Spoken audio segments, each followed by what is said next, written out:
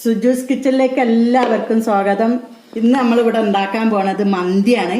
അപ്പൊ എങ്ങനെയാണ് ചിക്കൻ മന്തി എങ്ങനെ ഉണ്ടാക്കുക നമുക്ക് നോക്കാം.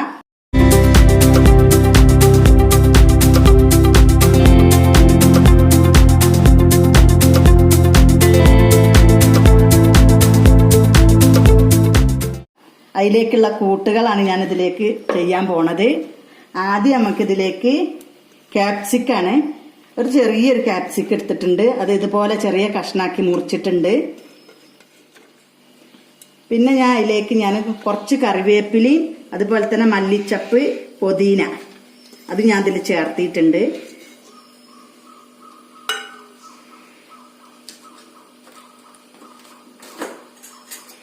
പിന്നെ കുരുമുളക് പൊടി, ഒരു സ്പൂൺ കുരുമുളക് പൊടി ഇട്ടിട്ടുണ്ട്. പിന്നെ അതിലേക്ക് ഇടുന്നത് മാഗീന്റെ ചിക്കൻ സ്റ്റോക്കാണ്. അതിൽ രണ്ടെണ്ണം ഞാൻ 2 കട്ട് എടുക്കുന്നുണ്ട്.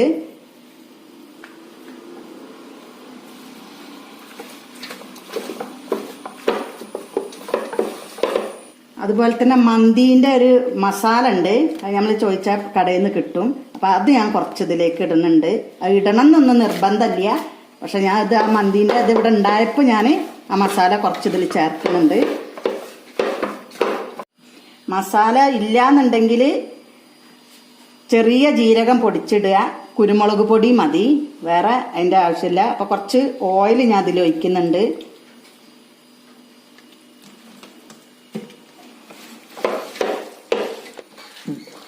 അപ്പൊ നമ്മളെ മസാല ഒക്കെ ഞാൻ നല്ല പോലെ മസാല കൂട്ടി വെച്ചിട്ടുണ്ട്. ഇത് നമുക്ക് 1 മണിക്കൂർ നേരം നമുക്കിതിലേക്ക് ഇത് വെയിറ്റ് ചെയ്യാൻ വെക്കണം, 1 മണിക്കൂർ നേരം.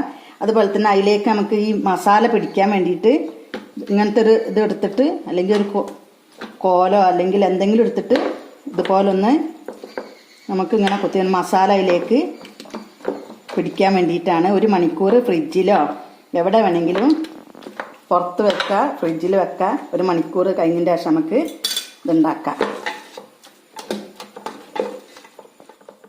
അപ്പം നമ്മളെ ചിക്കന് റെഡി ആയിട്ടുണ്ട്. 1 മണിക്കൂർ നേരം ഞാൻ മസാല പിടിക്കാൻ വേണ്ടി വെച്ചിട്ടുണ്ട്. അപ്പം നമുക്കിനി ഇത് അടുപ്പത്ത് വെക്കാം.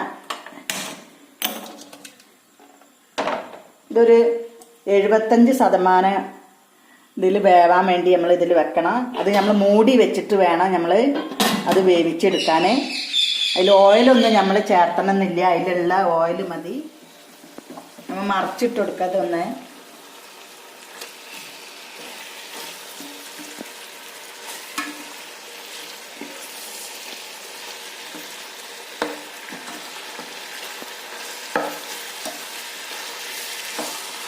ഒരു ഭാഗം നല്ലോണം വെന്തിട്ടുണ്ട്.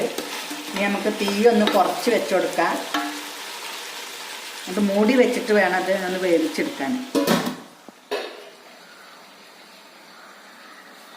ഞാൻ ചോറുണ്ടാക്കാൻ വേണ്ടിയിട്ട് ഞാൻ വെള്ളം അടുപ്പത്ത് വെച്ചിട്ടുണ്ട്.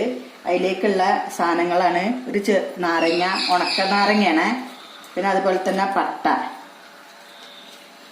പിന്നെ 2-3-4 ഏലക്കായ, ഉപ്പും ചേർത്ത് വെച്ചിട്ടുണ്ട്. ഇനി അത് തിളച്ചതിൻ്റെ ശേഷം നമുക്ക് അരിയിടാം. ബസുമതി അരിയാണ് ഞാൻ എടുത്തത്, കുറച്ച് നീളമുള്ള അരിയാണ്. 1 മണിക്കൂർ കുതിർത്തി വെച്ച് ഞാൻ ഊറ്റി വെച്ചിട്ടുണ്ട്. വെള്ളം തിളച്ചിട്ട് നമുക്ക് അതിലേക്ക് ഇട്ട് കൊടുക്കാം. നമ്മളെ ചോറിന്റെ വെള്ളം തിളച്ച് കിടക്കുന്നുണ്ട്. അതിലേക്ക് ഞാൻ കുരുമുളക് ഇട്ട് കൊടുക്കുന്നുണ്ട്, പൊടിക്കാത്തതാണ്, ഇട്ടുകൊടുത്തിട്ടുണ്ട്. പിന്നെ അതുപോലെ തന്നെ നമ്മളെ ചോറ് ഒട്ടാതിരിക്കാൻ വേണ്ടി കുറച്ച് ഓയിൽ നമ്മൾ ഒഴിക്കുന്നുണ്ട് അതിലേക്ക്. അരി നമുക്ക് ഇട്ട് കൊടുക്കാം.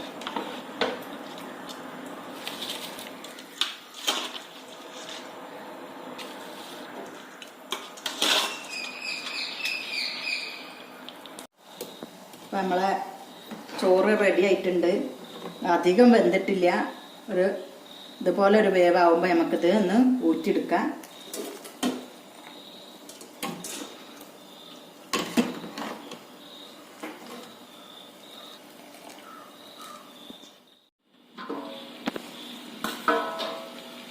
അപ്പം നമ്മളെ ചിക്കനൊക്കെ റെഡി ആയിട്ടുണ്ട്.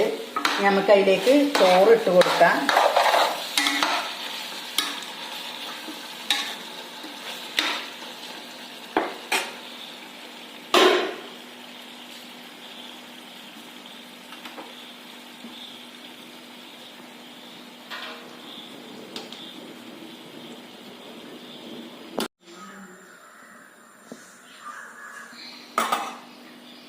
ചോറ് നമ്മൾ ഫുള്ളും ഇതിലേക്ക് ഇട്ടിട്ടുണ്ട്. ഇനി ഇതിൻ്റെ മുകളിൽ നമുക്കൊരു ചിരട്ട കത്തിച്ചിട്ട് അതിൻ്റെ കണലെടുത്തിട്ട് ഇത് ഇതിലേക്ക് വെച്ച് കൊടുക്കണം. അത് ഞാൻ കാണിക്കാം. അതുപോലെ കുറച്ച് മഞ്ഞപ്പൊടി കലക്കിയിട്ട് കളറ് വേണമെന്നുണ്ടെങ്കിൽ ഇങ്ങനെ കുറച്ച് ചേർത്തി കൊടുക്കുക.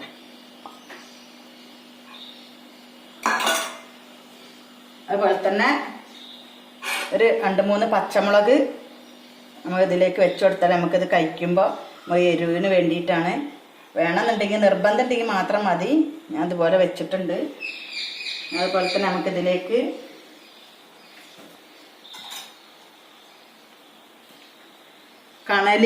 കണൽ ഇറക്കി വെച്ചിട്ടുണ്ട്, ചിരട്ടേൻ്റെ കണൽ. അതിലേക്ക് നമ്മൾ കുറച്ച് ഓയിൽ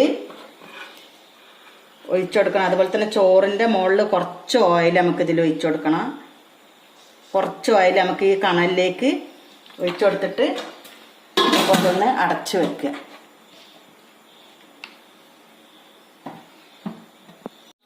അപ്പം നമ്മൾ മന്തി റെഡി ആയിട്ടുണ്ട്. നമുക്കൊന്ന് തുറന്ന് നോക്കാം. അപ്പം നമ്മളെ ആ കണലിൻ്റെ നമുക്ക് എടുത്ത് മാറ്റി വെക്കാം. നമുക്ക് ഇളക്കി നോക്കാം.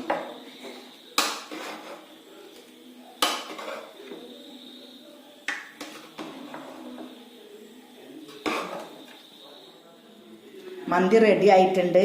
അപ്പം എല്ലാവരും വീട്ടിലുണ്ടാക്കി നോക്കണം.